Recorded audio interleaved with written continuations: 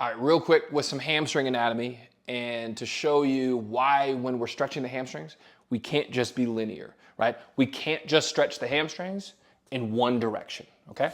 So it's important to understand that none of this, what I'm going to say, the names matter whatsoever, okay? But it's important from a context to understand anatomy so we can properly work the body, okay? So you have 3 hamstring muscles. They all attach at the same spot, okay? They all attach right here at your sit bones, your ischial tuberosities, okay? And they don't just, all 3 of them, drape over the back of your leg. They're not just like your window coverings and they just lay back here and we can just stretch them by going forward, okay? Your hip is a circle.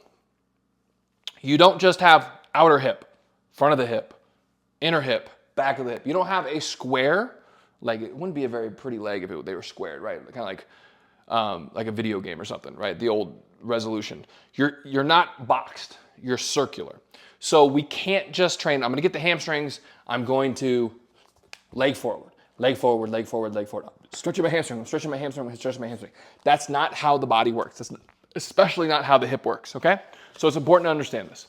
You have one called your biceps femoris. Bicep means 2 heads, so it's a 2-headed muscle, right? Femoris means it covers the femur, but it starts at your ischial tuberosity, just like every other hamstring, and it comes down the center, pretty much the center, but then it rotates to the outside and then attaches just below the knee to the lower shin on the outside of the leg, okay?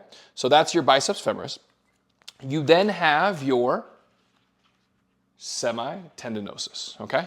You have, it starts again, same spot, runs down the back of the leg, but this time instead of going to the outside of the leg, it actually goes more towards the inside and attaches to the shin to the inside of the leg, okay? And then you have your semimembranosus, the most inner part of your hamstring, that connects again, starts right here in the same spot, and it runs to the inside, and with that, it goes even a little bit more to the inside and attaches here. So you got, it looks a little bit more like that. So you still have your 3 hamstrings, but they don't just cover the back of your leg. They kind of go to the outside a little bit, go to the inside a little bit.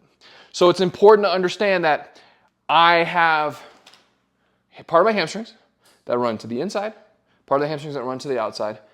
All of them kind of run down the back as well. So they come down, but then they turn and they go onto the outside.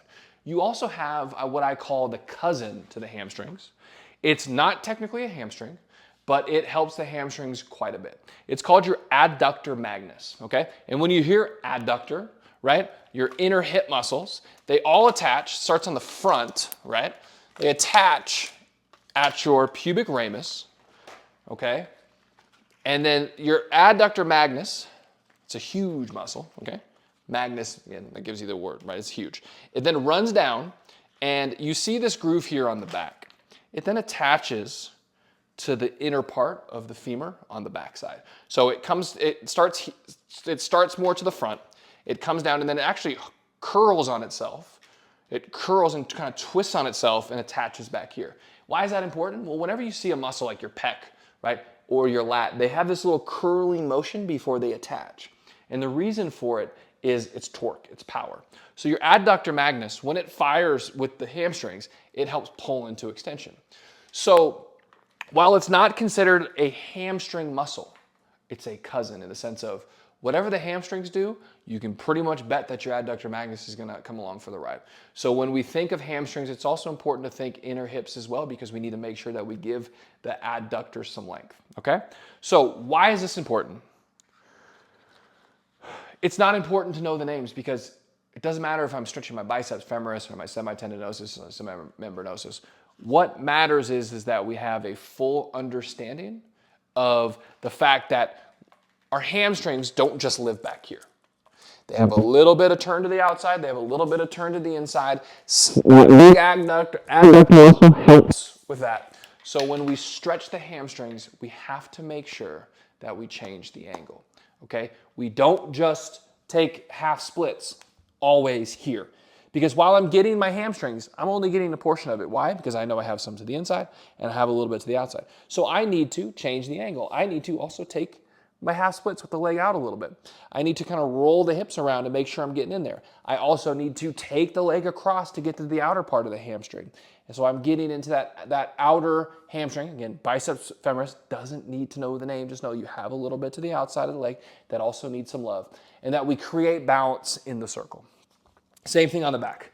I'm not just coming into Supta Padangusthasana and being here the whole time. I need to take the leg out.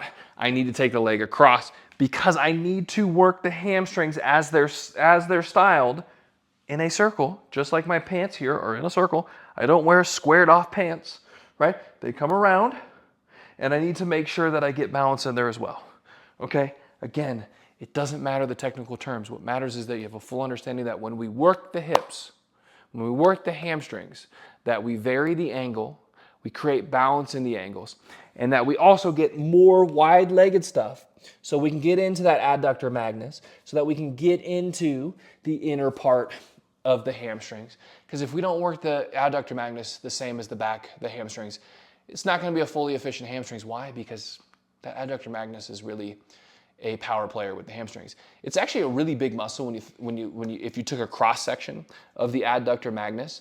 It's about the same thickness as one of your quad muscles.